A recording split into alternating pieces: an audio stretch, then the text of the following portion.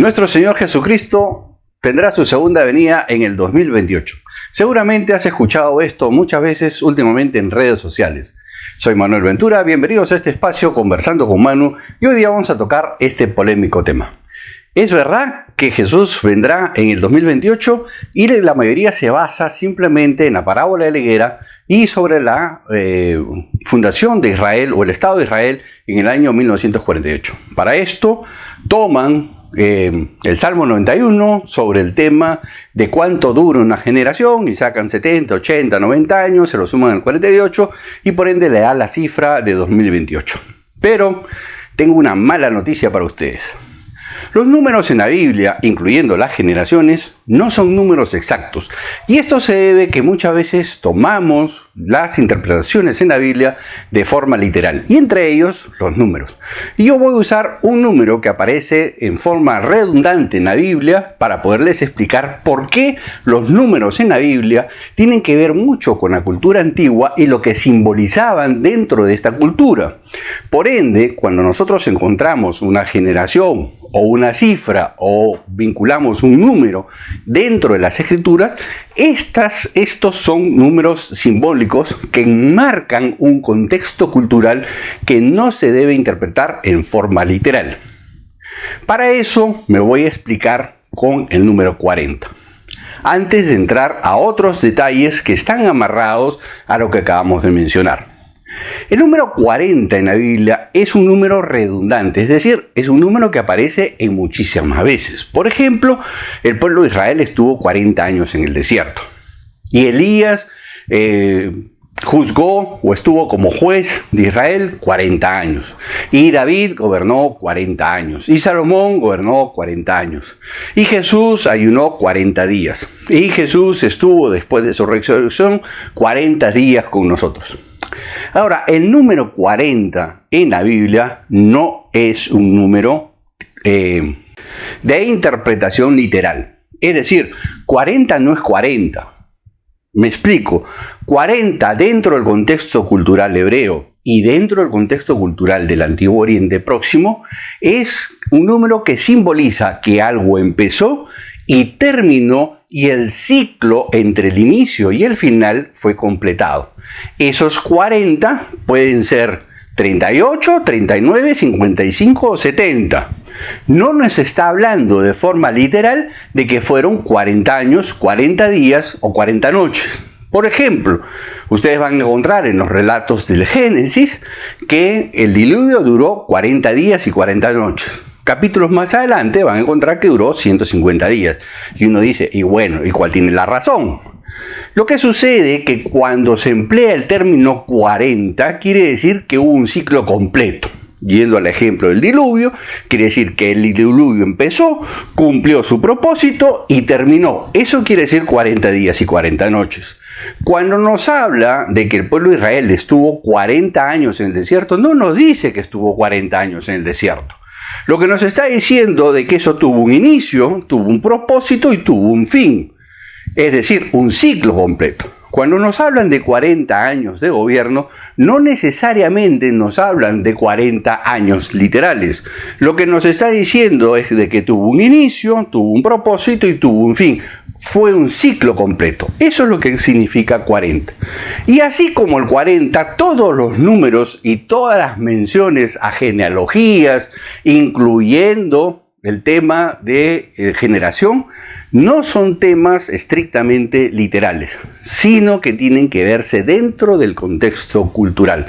Entonces, todos aquellos que estaban esperando la segunda venida de Jesús para el 2028, porque decían que el 1948 más los 70, 80 años que dice el Salmo 91, entonces el Señor tiene que venir ahí.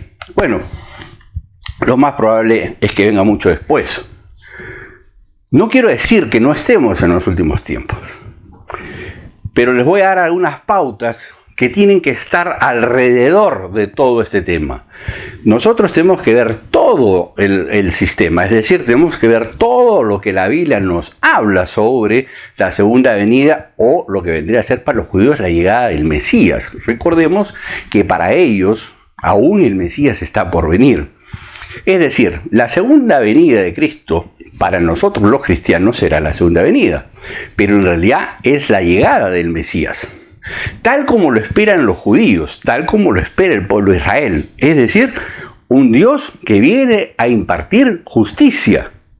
Ojo al detalle, recuerdo un video que hice hace bastante tiempo atrás sobre qué significaba cuando un rey entraba a una ciudad montado un pollino o un borrico. Y en el Apocalipsis vamos a ver siempre la figura de Jesús ya montado en un caballo. Y por lo general esta figura es con la espada desenvainada.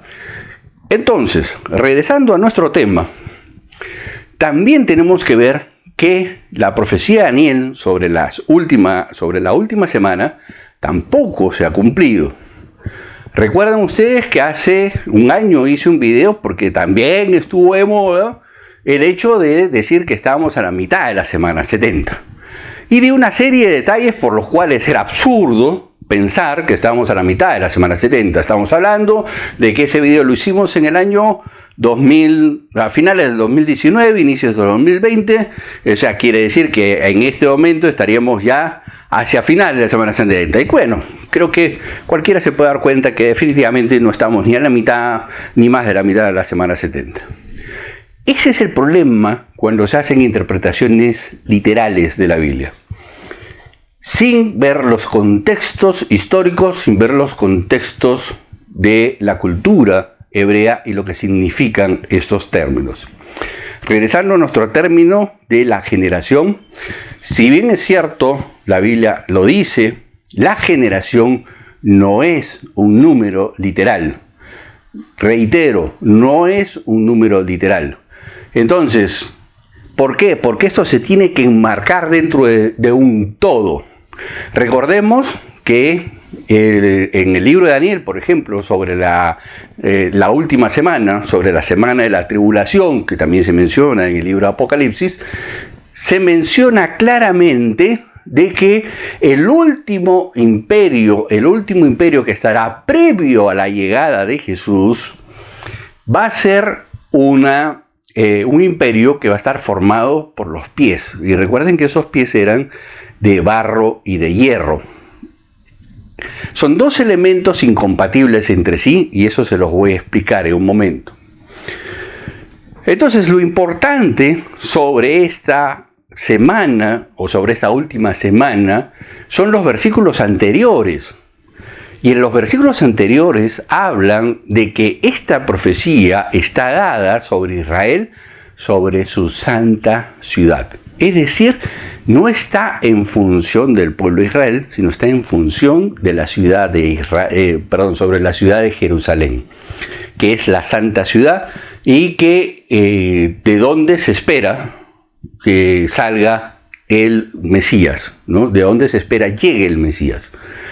Entonces es interesante, y de aquí ya los cálculos fallaron, porque la ciudad de Jerusalén es reconquistada o reincorporada a Israel recién culminada la Guerra de los 6 días, o sea, estamos hablando del año 1967. Entonces, ya el año 48 como que nos quedó medio desfasado, porque si lo cruzamos con la profecía de la última semana y con que esta profecía está dada en función de la ciudad de Jerusalén, y la ciudad de Jerusalén es reincorporada al Estado de Israel recién en 1967, entonces ya estos calculitos al 2028 como que ya nos van cojeando. Al margen de muchas otras cosas que aún no han pasado y son necesarias que pasen para que se cumplan las Escrituras. Ahora, les voy a dejar algo para que vayan pensando, algo que está sucediendo en nuestras narices y que desde mi perspectiva se está cumpliendo justamente los pies que mencioné hace un momento. A raíz de la guerra de Rusia con Ucrania, Estados Unidos se ha empecinado en tumbar a Rusia militar y económicamente. Sobre todo ahora está enfocado en una guerra económica. De ahí las famosas sanciones a Rusia que cada vez tratan de aislarlo o dejarlo fuera del sistema. Hoy día, por ejemplo, llega la noticia de que Biden ya ha anunciado que va a bloquear todos los pagos de Rusia sobre su deuda externa. ¿Con qué finalidad?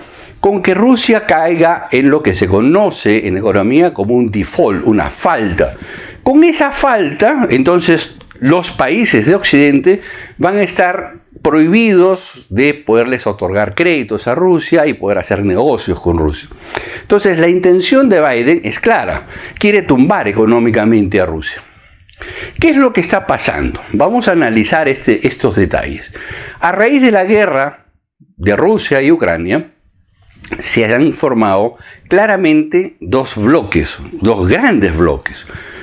Occidente, principalmente Estados Unidos con la OTAN, pero los países de Occidente en conjunto arrastrados a este gran bloque. Y del otro lado se está formando otro gran bloque entre Rusia, China, Irán, la India y los bloques que quedarían en Oriente. Pero curiosamente no son bloques sólidos. Por ejemplo, la OTAN dice, vamos a poner restricciones al petróleo ruso.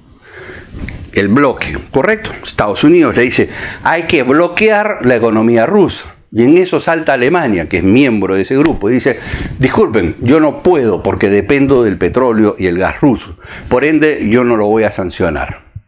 Salta Rumanía y dice, no, yo tampoco puedo porque dependo del gas ruso.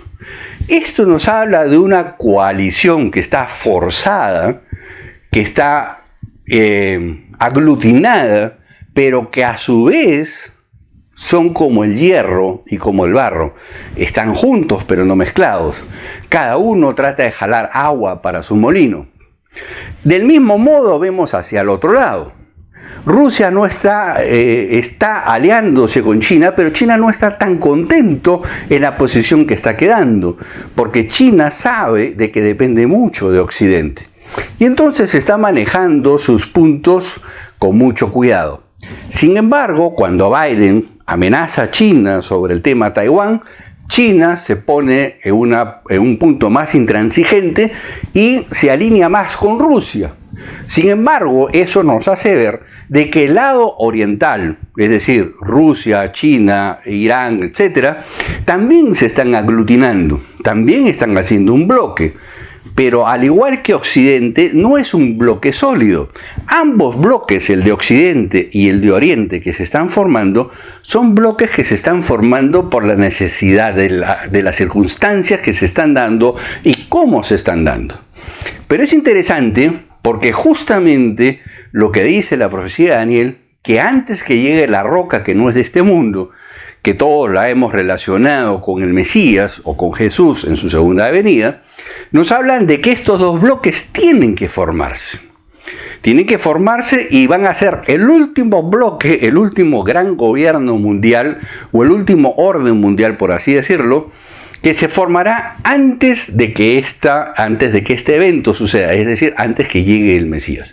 Entonces es bastante interesante, y eso se los dejo para que lo vayan estudiando, cómo estos bloques, ambos bloques, el de Occidente y el de Oriente, se están formando bajo este espectro de que vienen a ser literalmente un barro con hierro. Es decir, son varios elementos que se han aglutinado por las circunstancias históricas, mas no son necesariamente del mismo pensamiento. Es decir, se han juntado por necesidad, pero no porque tengan una perspectiva en común. Hay cosas que los unen, como el caso de la OTAN y de Estados Unidos. Pero dentro de ese conjunto, como ya lo expliqué, están temas como el petróleo, como las armas, donde no todos están de acuerdo y muchos de ellos discrepan entre sí. Es decir, no es una alianza totalmente sólida y hermética. Es literalmente una alianza de hierro y de barro. Son elementos que se han visto en la obligación de juntarse, pero que en ambos extremos, tanto en Occidente como en Oriente, son literalmente dos alianzas de barro y de hierro. Bueno, esperando que este tema haya quedado un poco más claro, será con ustedes hasta la próxima. Bye bye.